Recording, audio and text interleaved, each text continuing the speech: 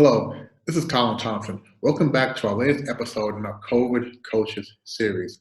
In this series, myself and other life coaches provide tips and insights on how you and your family can best make it through this COVID outbreak period. We are on week 10. Well, I want to say we're no longer counting the weeks. Here in China, we believe that we hope that we are out of the COVID danger. It's been about 10 weeks. Today was the first time I rode the subway in 10 weeks, and it felt really, really good to be back outside.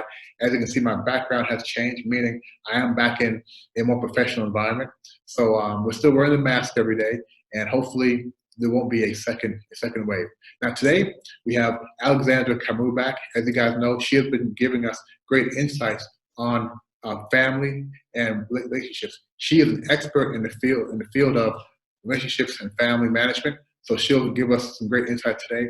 The focus of today's topic is to share some real life examples on some conflicts the families are having during this time, and again, get some tips and insight, feedback on how best to handle these scenarios. So we're changing the format a little bit. We want to give you guys some real life cases and see how our expert would advise you guys going forward. So Alexandra, welcome back to the COVID Culture series. Hi, Colin. Thank you very much for having me again. And let's see what you prepared for us for today. Sounds interesting. Great. Now, before I go into these scenarios, do you want to share a little bit? You talked to me earlier about the sound marital house. Do you want to share a few pointers there, or do you want me to go jump into the questions?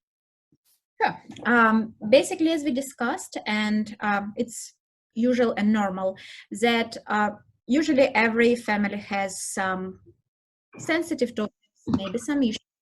And during coronavirus, those topics going to emerge and become stronger. It's not very likely that there are going to appear absolutely new problems, but the one which existed and the issues which were in relationship before that, more likely they're going to be accelerated, and you're going to see them affecting the life stronger. And you asked to discuss generally what are the things which can help to deal with it. And if the relationship are strong, if they are good, family has much better chances to deal with corona stress and corona anxiety and provide support to each other. And I would like to share today a very simple diagram, with very simple terms, which summarizes it beautifully. What you're supposed to have in a relationship to make them strong. And it's very simple, it's unsophisticated and doable by everyone. Like if you will spend a little bit of time at looking at sound relationship house, I do believe you can find some things which you can start implementing right away today. So before we go into, and these are again, tips on how to build that foundation, right, that base. Not to build, I believe that we already have some base, but how to make it stronger and how to make it better. And, we're doing it naturally. We naturally building relationship, but this is multiple years research-based evidence. Okay. What's supposed to be relationship which work, which are good, which provide happiness and satisfaction. So it's a very nice summary with a very simple, almost childish schematics, which is very easy to remember, and that's why I love it. Okay, great. So I'm ready to hear it. Okay, I believe we have the picture on the screen. So the Sound Relationship House was developed by Gottman Institute, which are one of the leaders up to date of relationship, including family relationship. And as you can see, the whole house has several floors. It's based on trust and commitment, and it includes very simple things, but things which we are not necessarily remember in everyday life. Love maps is a very basic floor. Basically, how well do we know each other? If I know, for example, what are the dreams, the fears, the things which trigger and push your buttons. A second layer which would make our relationship better, and you are very good at this, I know that, share fondness and admiration. I know that you're telling your wife many compliments per day, and you do say thank you for simple things, and you do appreciate and don't take for granted things which are done for you. Doesn't matter if it's coffee or if it's food, or just listening for you when you need that, or giving you a hug when you feel stressed. Turn towards during the conversation. I think we discuss it. Time when I'm communicate with you, you pay attention, you see me, and you answer to me, even if those things are rather small and seems not to be very important. The positive perspective. Don't start from harsh startup and try to bring your needs and what do you desire in a positive light. Manage conflict. We discussed some skills previously, but a part of that, accept partner's influence. If it's doable for you, if it doesn't triggers your absolute core values, which you say like no way, like this part, like no way. By accepting influence, sometimes you will develop the communication style when on some issues your partner will compromise. So it will lead you to a better relationship and better balance. Dialogue about problems, and if you're ready to blow up, take the pause and practice self-soothing. Make plans and dreams together. How do you see yourself in 10 years? How do you see us? How do you see kids? What are the future going to be? Like building those dreams and plans together help us make our relationship strong. And create shared meaning. What does it mean to have a good family? What does it mean to have a good husband? Or what does it mean to be a good wife? So if we share those meanings, and if we define what is fun, if we understand what is having a good vacation, and it's the same for all of us, it's much more likely that we're going to get satisfaction from the same things. And those things are built. It's quite likely that we have some different shared meanings, but as a family, we build those things together, and this contributes the basics of our relationship. And then when the stress factor like Corona arrives, you're not going to be, your relationship are not going to be affected that much. Right. So as you mentioned, this is not building the base. The base should already be there, but this definitely will help you understand what you're going through and help the quality of those relationships. So I'm going to I'm going to put you on the spot here, and these are scenarios. I'll tell you how I came up with these. Again, a lot of people will reach out to me via email, via voice message, and vent. They'll share some of their frustrations. They'll share what they're going through. Now, I typically have a habit to not give advice in areas where I'm not an expert. So I just tell them good luck. I listen more than anything else. But I understand that I'm asking you to give and, what would you do type of thing? How would you look to resolve this? And I know that one method doesn't always fit. So I don't want to put you on the spot, but I am curious to hear how you would recommend resolving this. And of course, the goal is to resolve things without making things worse, right? So the first one, a friend reached out to me, and she became very frustrated because her husband, who is usually somebody who is very energetic, very positive, has not changed his clothes for over a week. He's at home now. He doesn't get out of bed a lot. He's really just have a different mentality. Not lazy, but just down. He's staying in bed, not changing his clothes, not showering that often, and not really being active. And it's really driving her crazy. And the challenge she has is he does tend to have a temper.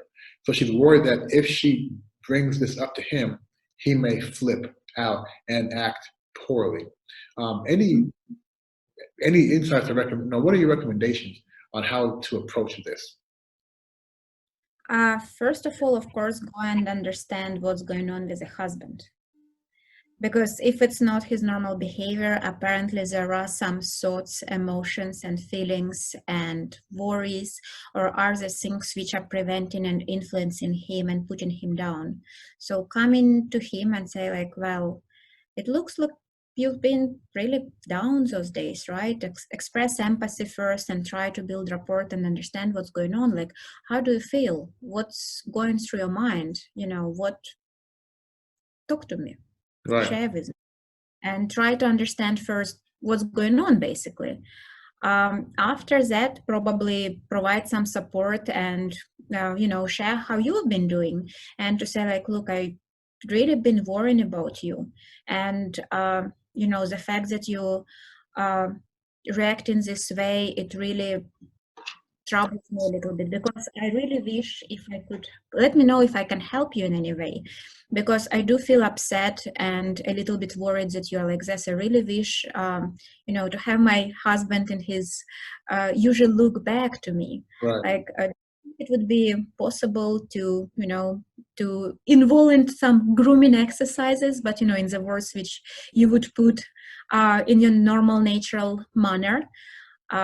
Depending on your communication style. But basically, yes, exposing how it makes you feel, understanding his feeling, exposing how it makes you feel, and talk about yourself and your perception, not judging his, and clearly identifying what change do you need, but in a softer manner. Right, and I'm very glad you ended that thing in a softer manner. So being non-confrontational. And what I heard was have a conversation. And during the conversation, from the very beginning, have empathy. First, be very understanding or be open to hear his thoughts, no judgment, not necessarily time to try to battle anything or give conflicting feedback. Also, share how you feel in both situations, how you feel about how he's maybe acting, and also how you feel in general. Sort of create a safe space for you guys to have a conversation. And it's of utmost importance, if I heard this correctly, to do this in a soft manner. Have a nice, soft, safe conversation. And it's the safe message. It's usually recommended to use I language instead of you language. Like, I feel worried, instead of projecting your feelings and, like, you are lazy or you are something or you are this or that. It's mostly talking about yourself. I feel worried, I feel upset. I really wish, if we could find solution, because it matters to me. I language. I like that. I wrote that down. I language. Yeah, using I language takes the pressure, the pointing finger away from the other person, right, and puts it back on you. Okay, thank you. The second scenario, this actually came out in China. As you know, in China, the kids stopped going to physical school back in the end of January, the beginning of February, which meant they had about a week at home before the schools caught up and offered online education. So when the kids started the online education part, two things happened. The first one, the children were now using a platform that may not have existed or have been used before. So the children had to learn how to use this platform. But it also meant that the parents had to learn how to use the platform, because typically it's the parents who are there with the children. The second thing this meant was that parents now have to put dedicated time for their kids' education at least 5 days a week. So this particular case, the husband was getting very, very frustrated with the wife because, one, the wife did not have any patience with the online platform. So the wife didn't have the proper mindset for the kid to actually learn. She kept complaining about the platform, not giving the kid an opportunity to learn in a harmonious environment. We also know that because these the learning platforms are online, the parent needs to be there to make sure the kid isn't going anywhere online where he shouldn't go. But the frustration came because the wife refused to support or help the child during his online learning time, which meant the husband now had to take time away from his work during the day to also watch the kids. And he felt that his wife wasn't doing her part. I know you never say her part or anybody's part, but he felt like the wife wasn't doing her part in managing that aspect of the household and doing an equal part in the kids' education. So again, looking to you, the expert, how would you look to resolve that situation? The solutions are pretty much all located in the same area as the previous one. Like, if you look at the managed conflict layer on the sound marital house, you would see that it starts from dialogue about the problem. And shared meaning is also involved, because, like, trying to identify whose part is it, why, what is the definition of wife, what is the definition of husband, who is the provider, who contributes most, what makes sense to this couple, and starting the dialogue. But it starts from identifying those very basics, sharing what exactly is the most difficult part for the wife, how can it be done better. And basically, very often, like very, very often, it goes to understanding and giving support and appreciation. I see it was very difficult for you, but I really need your help on that. I know that it drives you crazy. I know that it's very difficult, but it's very difficult for me to manage job. And you know that, financially we depend on me, right? If I'm husband, could you please help me to manage that? And is there a way I can support your stress? Or is there a way I can make it easier for you? Maybe I can give you massage at the end, or find the way which would be a decent compromise for both of them. But it starts from communication, identifying your needs, identifying your position, seeing the position of partners, of the partner, and seeing where they do not fit. Right. I think that is some very interesting feedback, because I think it is spot on. I think if couples are able to do this or have that calm conversation, go back again to having that calm conversation. I know that looking at myself in a very similar situation, it would be very difficult, to be honest with you. It would be very difficult for me to first have that calm demeanor, especially if I think that I'm correct and she's incorrect. I know it's never about who's wrong or who's right, but let's be realistic. You have that weight on you. You have that in your mind. And sometimes you don't want to, sometimes you're not as open to being understanding because you are frustrated. But the key here is, and you've spoken about this before on previous videos, this is the perfect time to develop better skills and manage your relationship.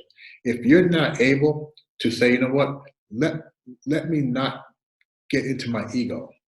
Let me just approach this calmly, find out what she needs to hear, tell her know what she needs to hear, but address it in a calm manner, and start developing the skill to not react and to calmly address things. I think this helps beyond this COVID time. And it also shows your wife or your spouse or your partner that you are actively trying to mend this or get past this. Because if you're a hothead sometimes, like I am, and you stop being a hothead and you just come off very calm consistently, then they will recognize that. And I think they will also try to do some repair there. They'll also try to reflect that back and also help and be the same way when they're going through something. So I think that is a great piece of advice there. But also, Colin, there is nothing bad in saying I feel frustrated and I feel a little bit angry because apparently from your point of view it makes sense, but I do feel that it's not fair to me. And explain why you feel that you've been mistreated. But it takes a bigger courage, because aggression is very superficial feeling. Right. We have aggression when something was violated, when we feel that something was not fair about the situation, when we think that we've been mistreated in a way. This is usually what aggression shows. And if you dig deeper, you would see what is it about really. But it takes a pause and a breathe before you express yourself. And it's important to remember, what do I want to achieve? Do I want to scream that you are wrong, or do I want to achieve a solution? Right. And that usually helps me a lot, when I think I'm upset, but I want to get a solution. Let's move to solution. Right. And in this case, we want the kids to be able to learn in a calm atmosphere, and both parents support that. So thank you there. Now, this last question, I had a number of people talk to me about this. And again, I'm not the expert here. I gave them some advice, but I'm not the expert here. So I look forward to hearing your feedback here. So we know that throughout Europe, throughout the US, even in China, globally actually, there are still a lot of people who are going to work every day.